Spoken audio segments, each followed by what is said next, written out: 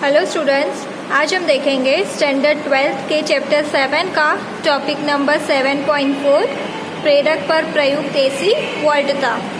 हमने प्रतिरोधक के बारे में बात कर ली थी कि एसी वोल्टता के प्रतिरोधक पर क्या प्रभाव होती है, उसका सूत्र और उसका ग्राफ, सारी चीज़ें हमने देख ली थी।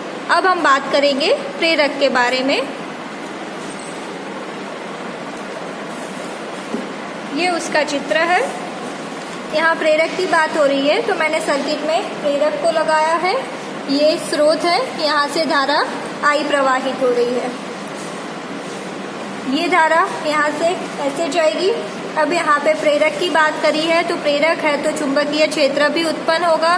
चुंबकीय क्षेत्र उत्पन्न होगा तो फ्लक्स में परिवर्तन होगा, जिसकी वजह से EMF उत्पन्न होगा।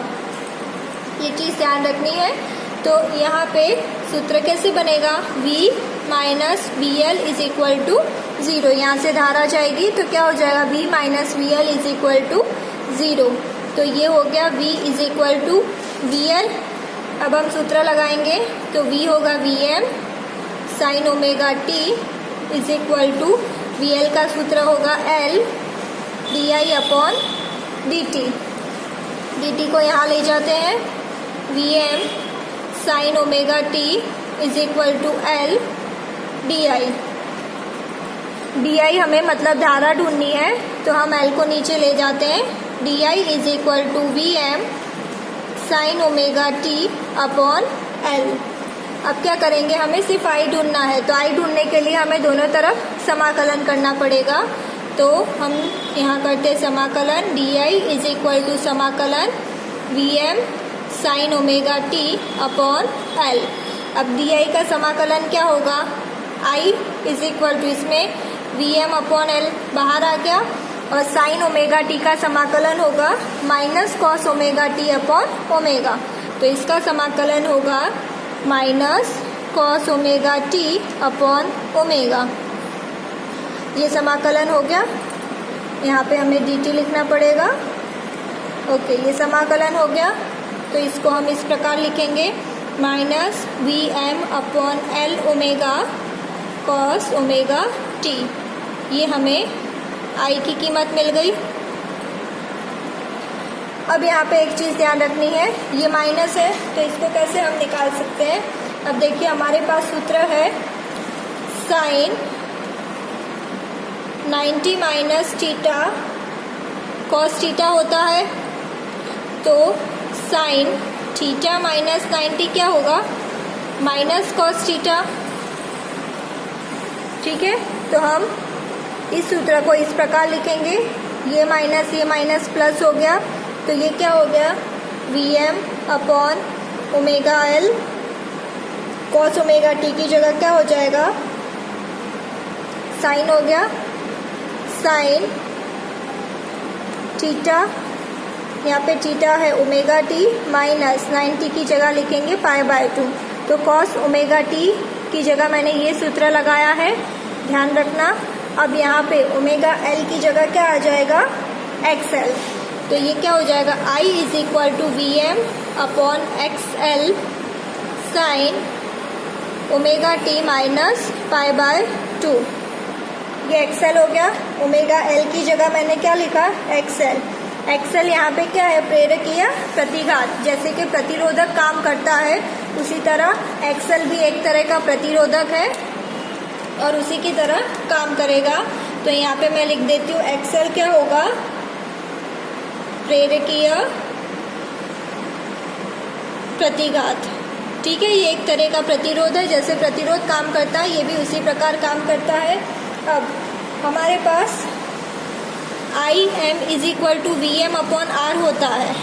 ठीक है, तो हमने बात करी कि एक्सेल भी एक प्रतिरोध है, तो यहाँ पे VM अपॉन R की जगह एक्सेल लिख सकते हैं क्योंकि एक्सेल भी प्रतिरोध है, और ये IM।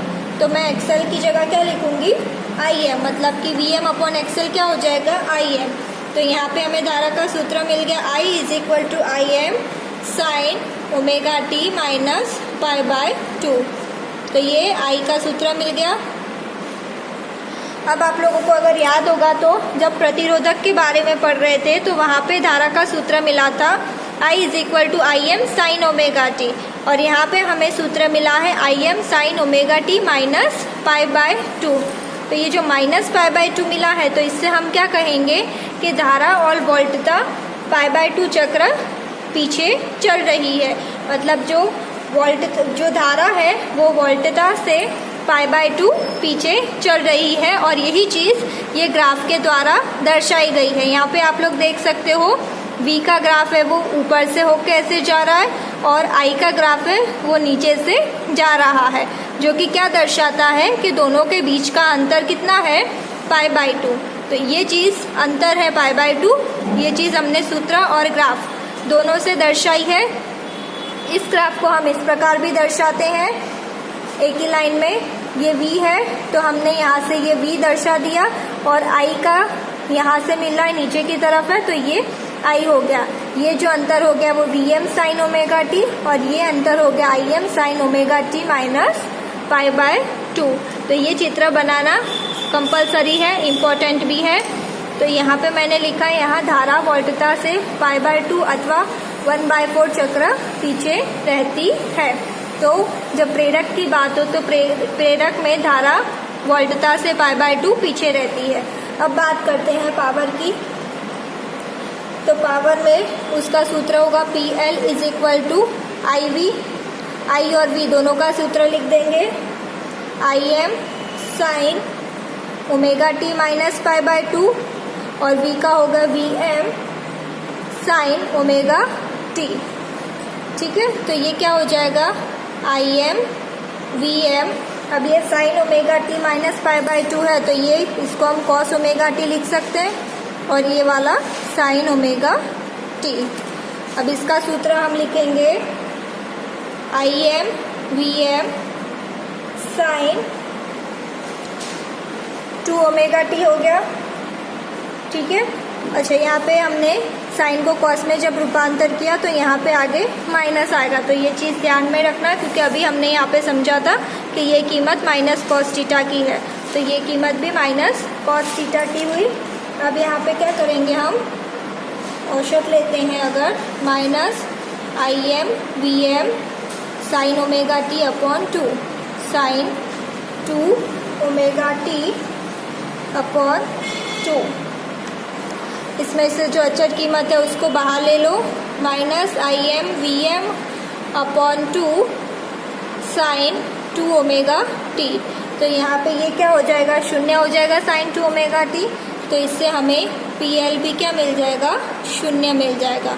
तो यहाँ पे पावर कितना मिल रहा है, शक्ति कितनी मिल रही है, शून्य। तो ये चीज़ यहाँ ध्यान रखनी है कि आपको प्रेरक में पावर शून्य मिलता है जबकि प्रतिरोधक में शून्य नहीं मिलता, और प्रेरक में जो विभांतर होता है फाई होता है, ये π/2 पीछे चलता है, इसको बोलेंगे फाई। फाई कितना है, π/2 है, मतलब कि धारा π/2 वोल्टता से पीछे चल रही है। ठीक है, आई होप आपको ये समझ में आया होगा प्रेरक का पूरा डेरिवेशन। नेक्स्ट वीडियो में हम इसके आगे के टॉपिक की बात करेंगे। Thank you.